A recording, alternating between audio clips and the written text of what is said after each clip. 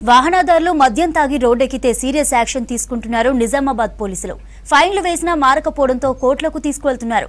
గడిచిన ఏడాదిలో డీడీ కేసులో 250 మందికి పైగా జైలు శిక్ష పడగా గత నెలలో 65 మంది కటకటాల పాలయ్యారు.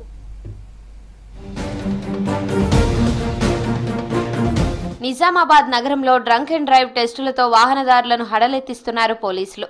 ప్రధాన కూడళ్లలో నిత్యం స్పెషల్ డ్రైవ్లు నిర్వహిస్తూ తాగి రోడ్డెక్కే వారిపై కఠిన చర్యలు తీసుకుంటున్నారు. వాహనదారులు మోతాదుకు మించి మద్యం తాగి డ్రైవింగ్ చేయడంతో రోడ్డు ప్రమాదాలు జరుగుతున్నాయి.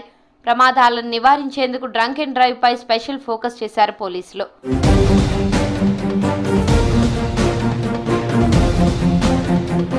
గతంలో డ్రంక్ అండ్ డ్రైవ్ తనిఖీల్లో పట్టుబడిన వారికి కేవలం ఫైన్ వేసేవారు.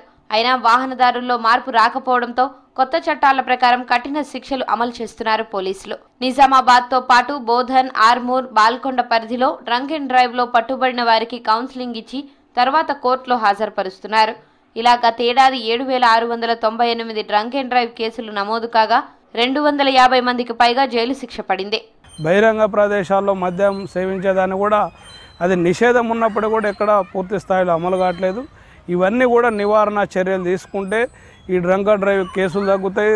తాగి నడుపుతున్నటువంటి ఈ రోడ్డు ప్రమాదాలు నివారించే వాళ్ళ మొత్తం ఎంతోమంది జీవితాలను కాపాడేటటువంటి పరిస్థితి ఉంటుంది. వికలాంగులుగా మారేటటువంటి స్థితిని కూడా మనం అడ్డుకోవచ్చు. అనాథాలుగా నిరాశ్రాయులుగా ఈరోజు మారుతున్నటువంటి కుటుంబాలు ఉన్నాయి. వాటన్నిటిని కూడా మనం ఆదుకునేటట్టుగా చర్యలు తీసుకోవచ్చు. ప్రభుత్వం ఆ వైపుగా పోలీస్ యంత్రాంగం అవగాహన కల్పించే వైపుగా కొన్ని నివారణ చర్యలు తీసుకునే విధంగా చర్యలు తీసుకుంటే బాగుంటుందని చెప్పేసి కోరుతా ఉన్నాం. పోలీసు వాళ్ళు మద్యం తాగిన వారికి ఫైన్ వేస్తూ ఉన్నారు. వేల మంది ఫైన్ వేస్తూ ఉన్నా మన వాళ్ళు అర్థం చేసుకునే పరిస్థితి లేకుండా ఉంది.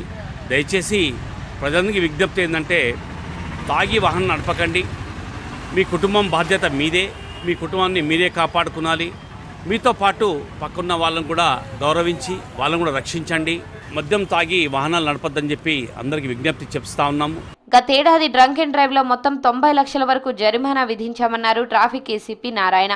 నగరంలో చాలా వరకు మద్యం తాగి డ్రైవింగ్ చేయడం వల్లే యాక్సిడెంట్లు అవుతున్నాయని చెప్పారు.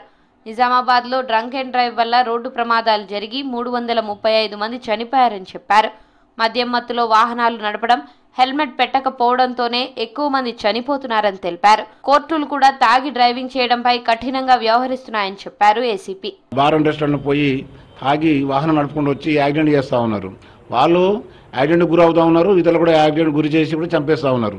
కాబట్టి దీని పట్ల మేము మా పై అధికారుల ఆదేశానుసారము ప్రతిరోజు కూడా ఏదో ఒక చోట డ్రంక్ అండ్ డ్రైవ్ కండక్ట్ చేసి ఎవరైతే తాగి వాహనం నడుపుతున్నారో పట్టుకోవడము, వారికి కోర్టులో ప్రొడ్యూస్ చేయడం జరుగుతూ ఉంది. దీన్ని సీరియస్గా తీసుకొని వీటిని తగ్గించడానికి ప్రయత్నం చేస్తున్నాము. దానిలో భాగంగానే ప్రతిరోజు కూడా ఏదో ఒక టైంలో మేము ట్రాఫిక్ పోలీసుతో పాటు జిల్లాలో లా అండ్ ఆర్డర్ పోలీసులు వాళ్ళు కూడా డ్రంక్ అండ్ డ్రైవ్ కండక్ట్ చేస్తూ ట్రాఫిక్ రూల్స్ నిబంధనలు ఏవైతే ఉన్నాయో దాని ప్రకారం మీరు వాహనం నడిపి ప్రమాదాలకు మీరు గురి కాకుండా ఇతరులకు ప్రమాదం గురి చేయకుండా చూసుకొని వాహనం నడపాలని నేను కోరుతా ఉన్నా. డిసెంబర్, జనవరిలో రాష్ట్రంలోనే అత్యధిక డ్రంక్ అండ్ డ్రైవ్ కేసులు నిజామాబాద్ లో నమోదయ్యాయి. డ్రంక్ అండ్ డ్రైవ్ లో ఎక్కువ మంది జైలుకి వెళ్లింది కూడా నిజామాబాద్ లోనే.